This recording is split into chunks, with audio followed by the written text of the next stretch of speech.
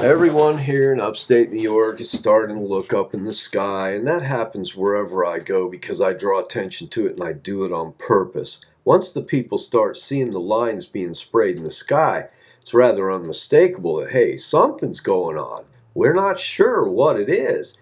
But when you're out away from an airport, there is no airport nearby, or not for miles and miles and miles, and all of a sudden this grid-like structure is sprayed above you, and all of a sudden the temperature rises 30 degrees in 20 minutes or lowers by 15 degrees in 5 minutes, which is tectonic ultrasound refrigeration and scary as hell.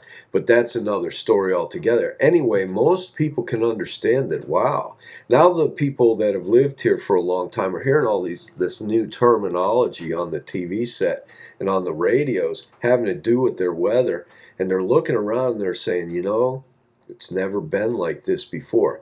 Fortunately, Barack Obama is in there, and it's got a lot of these conservative hardheads waking up to the fact that, hey, the government isn't for us anymore. They're actually attacking us with the weather. They're engaging in insurance scams. They're making us pay all this high-dollar insurance, and then they're making it difficult to do business so that we have to buy more insurance, and then the insurance isn't worth a darn. They can pretty much ascribe a lot of the disasters to acts of God, even though that's because the people cannot put it together yet that the spraying over the summer has to do with all this snow here in the winter. What the deterioration of the housing is, what the deterioration of the roads is, comparatively speaking to years past, and just what the spraying of the summer has to do with all that. Now, when they spray like out west, and they spray for days and days and days, and people can actually feel it, their gastrointestinal situation just goes haywire, and they can't eliminate waste properly and things like that. They know they're being tortured. That's my job is done out there. I mean, as far as that's concerned, there's a whole bunch of people that know about all that out there now. But when they get rain out of it, they can actually see the deteriorative effects of this. Sometimes, well, for instance, there were a couple of times when some guys got their guns and were going to march up there to Santa Fe and confront the governor right on the steps of the state capitol.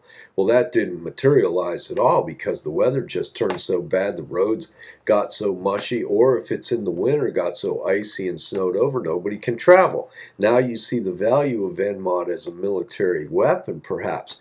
If you can preclude transportation, that's 1/3 of the military formula right there. The other, of course, is, your equipment, other than transportation, your weaponry, and your communications. So, if any of that's not working, and the HARP patent also highlights the communication disruption that this technology is capable of, as well as heightening certain types of communication if you understand it and have the equipment to deal with it.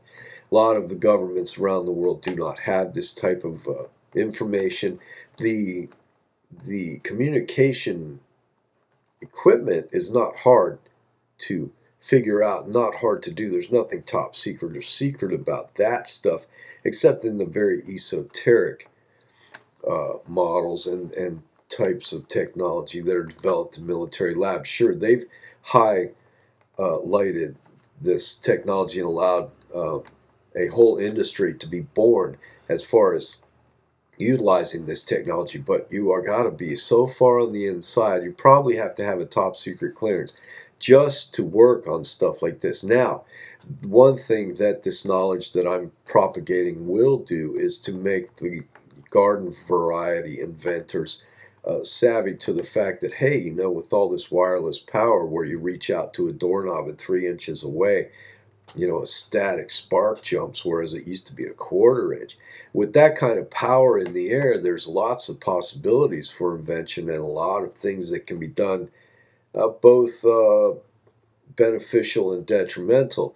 So there's a lot of change in the wind, and there's nothing that these people in Monsanto and the government and the surveillance police state can do now that the information is out. It is a poison pill in every sense of the word, and I hope you choke on it, you sons of bitches.